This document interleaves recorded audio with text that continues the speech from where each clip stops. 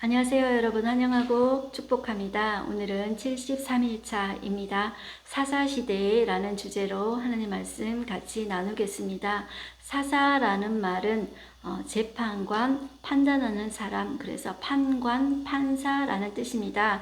네, 이 사사시대는 400년 동안에 12명의 사사가 출현하게 되는데요. 이제 이 사사시대는 정시대 들어가기 전에 조금 엉거주춤한 그런 시대가 아닙니다. 왜냐하면 지금까지 하나님께서는 비전을 가지시고 하나님의 나라를 열심히 만들어 오셨기 때문입니다. 국민 만드시고 법 주시고 이제 땅 분배하고 다 이제 마치는 지점에서 이 사사시대는 유형국가의 완성되는 지점이기 때문입니다. 그리고 하나님의 비전을 가지고 이 나라가 하나님은 무엇보다도 잘 되기를 원하셨습니다. 그것이 우리 창세기에서 처음에 하나님께서 이 온 세상을 만드시고 아담과 하와에게 복 주시며 처음에 복을 주셨습니다. 생육하고 번성하여 땅에 충만하라 했던 거 있죠. 그렇게 되기를 원하셨던 시대가 사사시대입니다. 절대로 어중간한 시대가 아니라고 여러분들 꼭 생각하시고 들어가셨으면 좋겠습니다. 네, 오늘의 범위는 사사기 1장에서 3장까지가 되겠습니다. 우리 기도하고 시작하겠습니다. 하나님 아버지 감사합니다. 오늘도 저희가 진리의 말씀 앞에 앉았습니다. 진리의 성령님 이 시간에도 저희에게 말씀하여 주시고 다스려 주시기를 소망합니다. 그 먼 나라의 이야기, 우리와 상관없는 이야기가 아니라 이 사사시대는 오늘날 우리 시대와도 닮았습니다. 하나님이 왕이시지만 사람이 주인되어 자기 마음대로 자기 주관에 자기 생각에 옳은 대로 행동하는 시대에 우리는 살고 있습니다.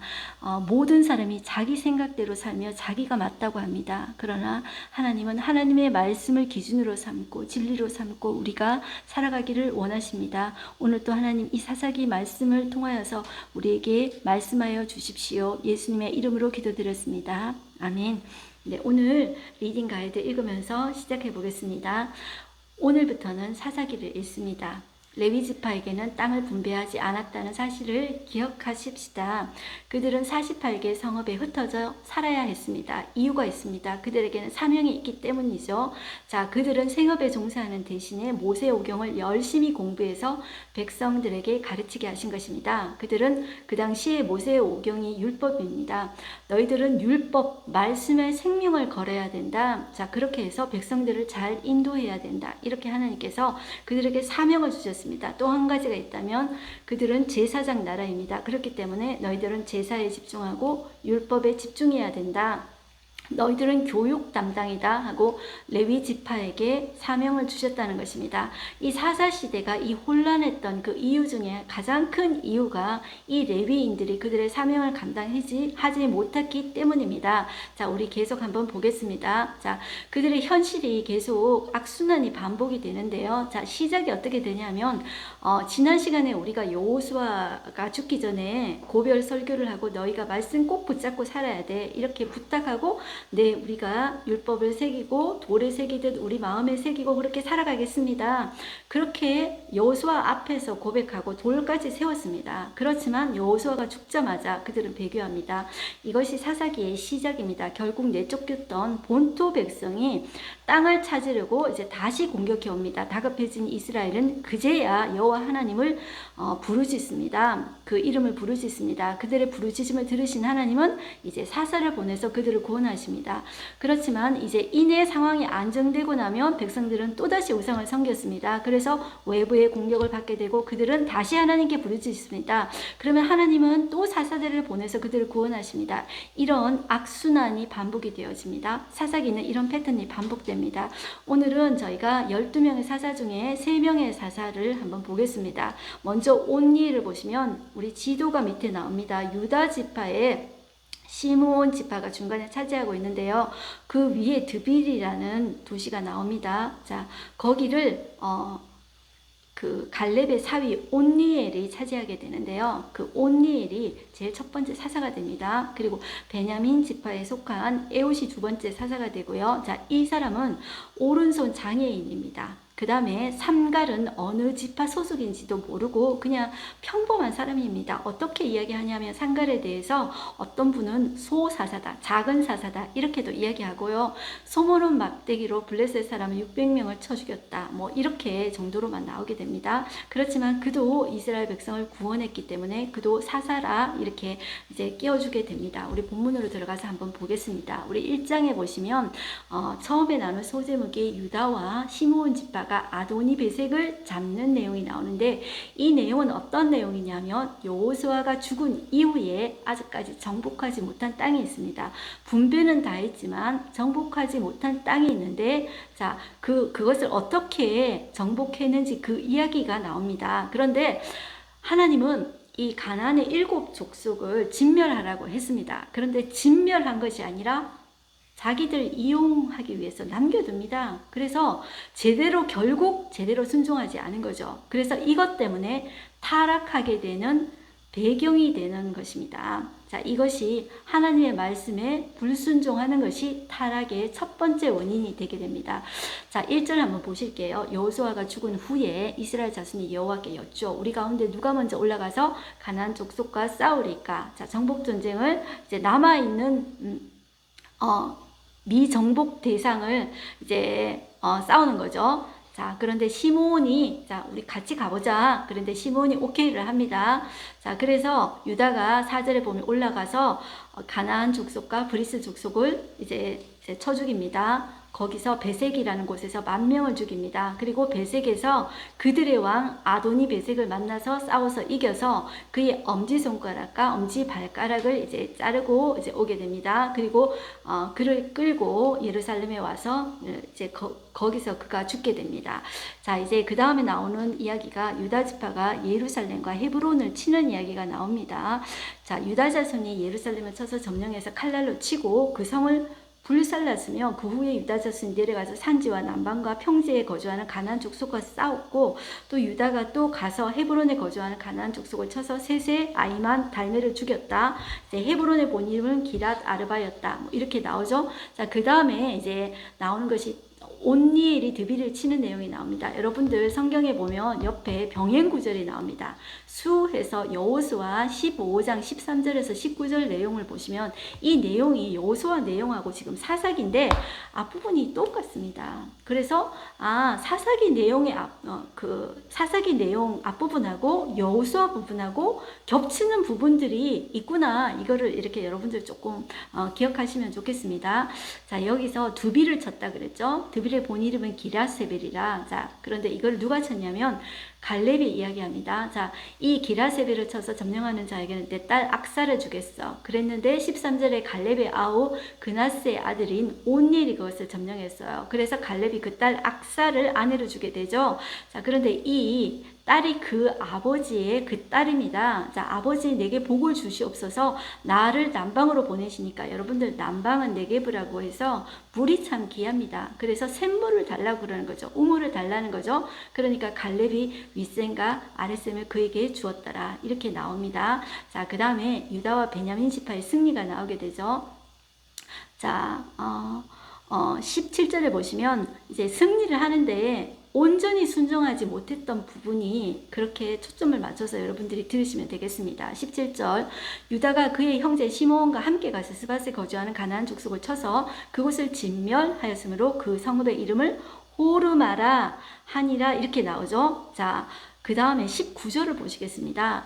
여호와께서 유다와 함께 계셨으므로 그가 산지 주민을 쫓아내었으나 골짜기 주민들은 철병거가 있으므로 그들을 쫓아내지 못하였으며 그들이 모세가 명령한 대로 헤브론을 갈렙에게 주었더니 그가 거기서 안악의 세 아들을 쫓아내었고 베냐민 자손은 예루살렘에 거주하는 여부스 족속을 쫓아내지 못하였으므로 여부스 족속이 베냐민 자손과 함께 오늘까지 예루살렘에 거주하니라.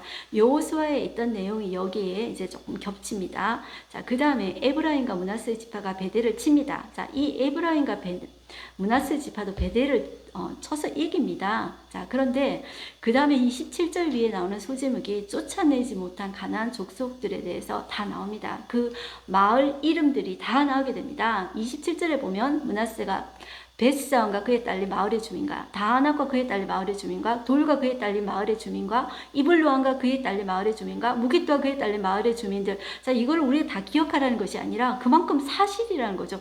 많습니다. 엄청 많죠. 자, 이 사람들을 쫓아내지 못하면 가나안 족속이 결심하고 작심하고 그 땅에 거주하였다는 거죠. 28절 이스라엘이 강한 후에야 가나안 족속에게 노역을 씌웠고 다 쫓아내지 아니하였더라.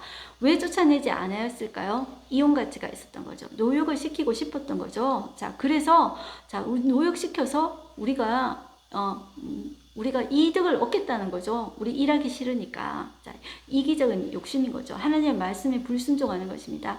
우리가 하나님의 말씀에 불순종하는 원인을 보면 우리에게 능력이 없어서일까? 아니면은 내가 좀 더 이용해서 조금 더 내가 잘 살기를 원하는가? 그런 우리 마음의 본심을 한번 들여다봤으면 좋겠습니다. 그다음에 29절에도 에브라임이 게셀에 거주하는 가나안 족속을 쫓아내지 못하며 자, 가나안 족속이 게셀에서 그들 중에 거주한 거예요. 자, 이것은 똑같습니다. 작심하고 그냥 거주한 거예요. 자, 그 다음에 계속 나옵니다. 스불론도 기드론 주민, 나할롤 주민을 쫓아내지 않고 자, 그들에게 노역을 시켰다. 그리고 31절 아셀도 마찬가지입니다. 자, 그리고 33절 납달리도 마찬가지입니다. 납달리 베스메스 주민과 벤아낫 주민을 쫓아내지 못하고 자, 그렇게 하니까 나중에는 노역을 다 시킵니다. 다 그러니까 이용을 하는 거예요.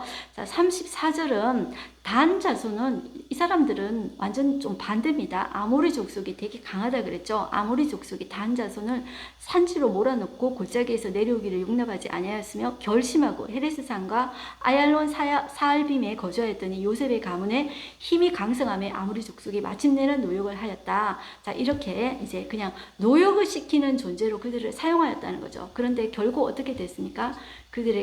그들과 결혼하게 되고 그들에게 흡수되게 되고 자, 그들의 가나안 종교를 믿게 되는 거죠.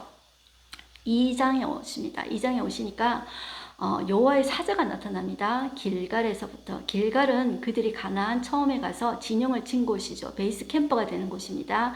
자, 거기에서부터 복임으로 올라왔다 그랬습니다. 복임이라는 곳은 우는 자들이라는 뜻입니다. 자, 나타나서 말씀을 하시는데 이렇게 말씀을 하시는 거예요. 내가 너희를 애굽에서 올라오게 하여 내가 너희의 조상들에게 맹세한 땅으로 들어가게 하였으며 또 내가 이르기를 내가 너희와 함께한 언약을 영원히 어기지 아니하리니 너희는 이 땅의 주민과 언약을 맺지 말며 자, 진멸해라고 그랬죠. 그들의 제단을 헐라 이렇게 했는데 내 목소리 듣지 아니하였다. 너희가 어찌하여 그렇게 했느냐? 내가 결국 전에도 이야기를 했습니다. 여호수아 때도 그들이 너희 옆구리에 가시가 될 거고 그들의 신들이 너희에게 올무가 되리라. 자, 이렇게 하니까 자, 이 백성들이 소리를 높여 운 거예요. 그래서 그것을 이름하여 복임이라고 하는 거예요. 여러분들 우는 것으로 끝나서는 안 됩니다. 우는 것으로 하나님께서 다 봐주시는 것이 아니라 내가 바로 회개하고 돌이켜야 합니다. 그 삶에서 하나님은 돌이키기를 원하신다는 거죠. 하나님께서 이렇게 나타나서 사자를 보내서 나타나서 말씀하시는 것은 그 길에서 돌아오라고 하는 것이 울고 끝나라고 그것이 끝이 아니라는 것입니다. 네, 그 다음에 여호수아가 이제 죽는 내용이 나오죠. 이게 여호수아 내용과 이제 겹치게 되는 거죠. 7절 보시면 이 내용이 여호수아에서 했습니다. 백성이 여호수아가 사는 날 동안 여호수아 뒤에 생존한 장로들 곧 여호와께서 이스라엘을 위하여 행하신 모든 큰일을 본 자들이 사는 날 동안에 여호와를 섬겼더라 이렇게 이야기하죠. 자, 그래서 그 이후에 일어난 다른 세대는 여호와를 알지 못하고 여호와께서 이스라엘을 위해서 행하신 것도 알지 못하였다 이런 말이 나옵니다. 자, 그 다음에 이스라엘이 여호와를 버리게 됩니다. 아까 그런 것들이 배경이 되었습니다. 쫓아내지 못했고 이제 불신앙을 가졌고 이런 것들을 통해 가지고 이제 이스라엘이 여호와를 버리게 됩니다. 그래서 급속히 하나님을 배반하게 됩니다. 11절 보시면 이스라엘 자손이 여호와의 목전에 악을 행하여 바알들을 섬기며 누구한테 배웠을까요? 남겨놓은 그 사람들한테서 배운 거죠. 애굽 땅에서 그들을 인도하여 내신 그들의 조상들의 하나님 여호와를 버리고 다른 신들 곧 그들의 주위에 있는 백성들의 신을 따라 그들에게 절하며 여호와를 진노하게 하시되 곧 그들이 여호와를 버리고 바알과 아스타롯. 자, 아스타롯은 아세라입니다. 바알은 남자신이고 아세라는 아스타롯은 여자신입니다. 자, 이 사람들이 그거를 왜 섬겼을까요? 자, 그들은 농경사회입니다. 가나안은 농사를 짓고 정착 생활을 하죠. 자, 거기에서 비를 바알이 준다고 믿는 거예요. 바알 신을 믿으면 비를 주고 아세라가 많은 사람을 낳게 해서 노동력을 창출해가지고 우리가 농사할 수 있는데 자, 너무너무 이렇게 풍요를 가져다 주게 한다는 거죠. 다산과 풍요, 그것이 그들이 결국 원하는 바였습니다. 사람들이 결국 하나님을 왜 떠나게 될까요? 하나님을 알고 있어도 세상이 주는 풍요를 버리지 못하기 때문입니다. 그래서 하나님도 믿고 세상에 주는 풍요도 내 손에 잡고 그렇게 되기를 이제 원하시는 거죠. 그것은 정말로 하나님을 믿는 것이 아니라고 하나님께서 이야기하시는 것입니다. 그래서 14절 여호와께서 이스라엘에게 진노하사 노력하는 자의 손에 넘겨주사 그들이 노력을 당하게 하시며 또 그 주위에 있는 모든 대적의 손에 팔아 넘기심에 자 그래서 15절 끝에 보시면 그들의 괴로움이 심하였더라. 그러면 하나님이 또 사사를 세우셔서 구원해 주십니다. 자, 이런 것들이 400년 동안 이 사이클이 반복이 되는데 어떤 목사님이 이 사이클을 환장의 사이클이라고 그랬어요. 그래서 자, 제가 말씀드린 대로 타락하게 됩니다.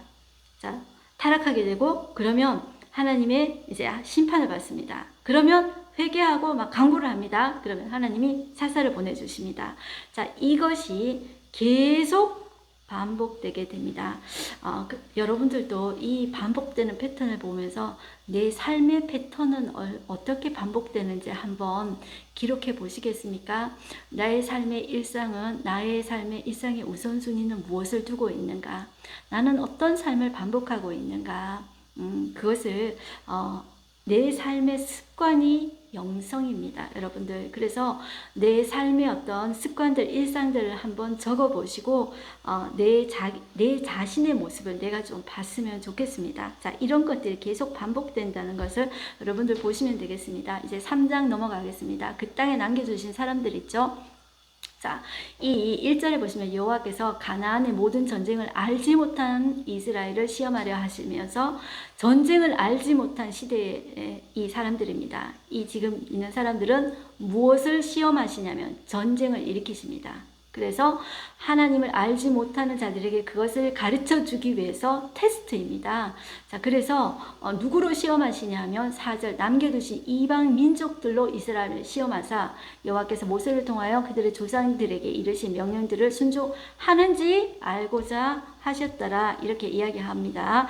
자, 그러면서 이 사람들이 그러므로 5절에 보면 이스라엘 사람들이 이런 족속들 있잖아요. 하나님 진멸하라고 하는 족속들이 나옵니다. 자, 여기에 원래 7족속이 나오는데 여기에 5절에는 6족속이 나옵니다. 기르가스 족속은 진멸했는데 다른 족속은 진멸하지 못했습니다. 그래서 그 6족속이 다 나오고요. 자, 그들이 6절에 보시면 그들의 딸들을 맞아 아내로 삼고 자기 딸들을 그들의 아들들에게 주고 또 그들의 신들을 섬겼더라. 자, 그렇게 섞였다는 거죠. 그러면서 그들이 믿지 않는 자들을 하나님을 믿게 한 것이 아니라 자, 자기들이 그 종교로 이제 그들의 신들을 섬기는 쪽으로 딸려갔다는 거죠. 왜냐하면 그들의 원하는 풍요, 다산을 원했기 때문이죠. 자, 그래서 7절에 보면 이스라엘 자손이 목전에 악을 행하니까 자, 잊어버리고 바알과 아세라를 섬기니까 하나님이 이방 민족을 통해서 보내죠. 자, 여기에서는 8절에 메소포타미아 왕 구산 리사다임의 손에 파졌습니다.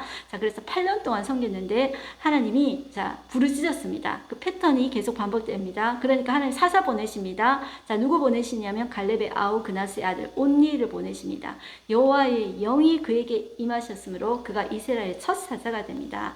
자, 그럴 때 싸울 때 여호와께서 자, 그의 손에 넘겨주셨다고 그랬습니다. 그래서 그 땅이 40년간 평온했다. 그리고 나서 온니엘이 죽었다. 이렇게 나옵니다. 자, 그러니까 또 타락하게 되겠죠. 반복됩니다. 자, 12절에 보면 이스라엘 자손이 또 여호와의 목전에 악을 행하니라. 또 반복이 되겠죠. 그 다음에 나오는 사사가 사사 에웃입니다. 이 사람은 베냐민 출신입니다. 자, 베냐민 출신인데, 이 사람을 향해서 여러분들 15절 중간 부분에 보시면 왼손잡이 에웃이라고 했습니다. 자, 여기에서 우리는 뭐 왼손잡이가 어때서 이렇게 이야기하지만 원래 원문의 해석에 의하면은 자, 이 왼손잡이라는 것이 오른손에 어떤 장애가 있어서 왼손잡이가 됐다는 거죠. 이렇게 표현하고 있습니다. 그래서 하나님이 쓰시는 사람들은 이런 장애가 있는 사람도 여자도 어떤 사람도 쓰신다는 거죠. 이 에웃을 통해서 자 80년 동안 이제 나라가 평안하게 되거든요. 자, 이 에웃은 누구에게서 이제 지배를 받았냐면 모압 왕 에글론으로부터 18년 동안 지배를 받았습니다. 그때 에웃을 통해서 하나님은 이스라엘을 구원하시게 됩니다. 자, 이 에웃은 조공을 바칠 때 오른쪽 다리에 40cm 칼을 이제 숨겨가서 조공을 바치는 척하면서 이제 왕을 찌르고 칼을 이제 빼내지 않고 이제 달아나게 되죠. 자, 그래서 이제 싸우게 되는 것입니다. 30절 보시면 그날의 모압이 이스라엘 수하에 굴복함에 그 땅이 80년 동안 평온하였더라. 그 다음에 나오는 사사가 삼갈입니다. 삼갈은 사사라고 섞여져 있지가 않습니다. 그런데 그 또한 이스라엘을 구원했기 때문에 사사라고 이렇게 본다는 거죠. 그래서 에옷 후에는 아나세 아들 삼갈이 있어 소모는 막대기로 블레셋 사람 600명을 죽였다 그랬죠. 자, 소모는 막대기라고 이렇게 한 표현을 봐서 그는 어떤 생업에 종사하던 어떤 평범한 농사꾼이다 이렇게 보시면 되는 것입니다. 왜냐하면 소모는 막대기라는 것이 농기구입니다. 그 당시에. 그래서 이 사람은 농사 짓는 사람이었구나 그렇게 생각하시면 됩니다. 그런데 자, 블레셋 사람이 해양 민족이고 얼마나 강한 민족입니까? 사실 그 바로 위에 단 자손들이 거기 살았거든요. 그런데 단 자손들이 너무 블레셋 때문에 괴로우니까 못 살겠다 하면서 위쪽으로 라이스 땅으로 이렇게 가게 된 거죠. 자, 하나님은 이런 평범한 사람들을 통하여서도 쓰시고 에웃 장인들을 사용하셔서도 하나님의 일을 이루십니다. 왜냐하면 인간의 힘으로 가는 나라가 아니기 때문입니다. 하나님께서 하나님의 사람들을 쓰시는데 온전히 순종하는 사람을 통하여서 하나님은 그의 나라를 이끌어가게 되십니다. 오늘 하루 한 절 말씀 보겠습니다. 그러므로 이스라엘 자손은 가나안 족속과 헷 족속과 아모리 족속과 브리스 족속과 히위 족속과 여부스 족속 가운데 거주하면서 그들의 딸들을 맞아 아내로 삼으며 자기 딸들을 그들의 아들들에게 주고 또 그들의 신들을 섬겼더라. 섞였다는 거죠. 섞여서 그들이 하나님을 믿던 자들이 그들의 이방신을 섬기는 자로 바뀌었다는 거죠. 자, 오늘의 인사이트 보시면 사사시대는 하나님의 꿈이 실현되어야 할 때입니다. 자, 이 시대가 제가 처음에 말씀드린 것처럼 어중간한 시대가 절대로 아닙니다. 하나님께서 기대를 가지고 이제 하나님의 나라를 유형적으로 만드신 완성된 지점이라고 우리가 기억해야 됩니다. 자, 국민법 영토가 모두 주어진 상황에서 세상 나라와 구별된 제사장 나라가 이루어졌어야 합니다. 자, 이 시대에는 제사장 나라가 이루어졌어야 합니다. 그런데 남겨뒀는 거죠. 자, 남겨둔 이유가 자기들 이용해 먹으려고 그런 거죠. 이기적인 이유였던 거죠. 그 땅과 섞이면 안 됩니다. 그래서 하나님은 이방 민족과의 언약이나 결혼을 금하셨습니다. 그러나 이스라엘 백성은 가나안에 살면서 그 땅의 여인들을 아내로 삼습니다. 그들의 딸을 가나안 사람들에게 주기도 합니다. 이 통혼은 자연스럽게 바알 아세라 숭배로 연결됩니다. 노아 때도 솔로몬 때도 아합 때도 통혼의 심각한 폐해가 계속해서 등장하게 됩니다. 그들이 생각했던 자, 모든 것이 이루어졌고 이제 집도 있고 여러분들 이런 이야기 있죠. 이제 잘 먹고 잘 살 때 되니까 등 뜨시고 배부르니까 죄 짓는다고 들어보셨죠? 자, 인간의 복은 정말 그 안에 독이 들어가 있습니다. 여러분들 우리가 꼭 그것을 알고 내가 지금 잘 되고 평온하시니까 그럴 때 더 깨어서 우리가 정신 차리고 기도해야 되고 우리의 자녀들이 더욱더 말씀을 붙잡아야 된다는 거죠. 말씀이 우리 삶의 기준이 되고 우리가 그것을 온전히 순종하는 우리가 되었으면 좋겠습니다. 우리 기도하고 마치겠습니다. 하나님 아버지 감사합니다. 오늘 또 우리가 사사기 시작을 보았습니다. 하나님은 축복하시면서 기대를 가지고 사사 시대를 열으셨습니다. 그렇지만 이스라엘 백성들은 하나님의 말씀에 온전히 순종하지 못하고 그들이 노역을 시키기 위해서 남겨두고 또 그들의 풍요를 바라다 보았습니다. 하나님 진짜 비를 주시고 우리에게 먹고 살게 해주시는 그분은 누구입니까?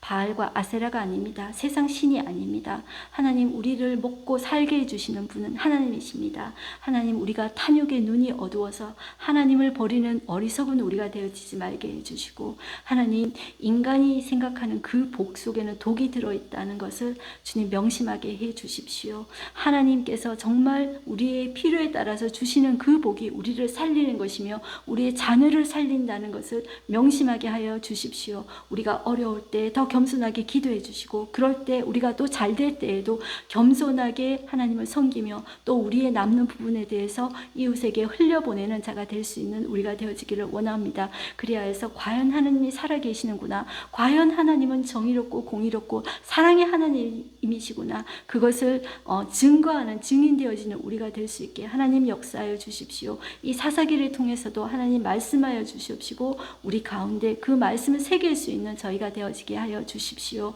예수님의 이름으로 기도드렸습니다. 아멘.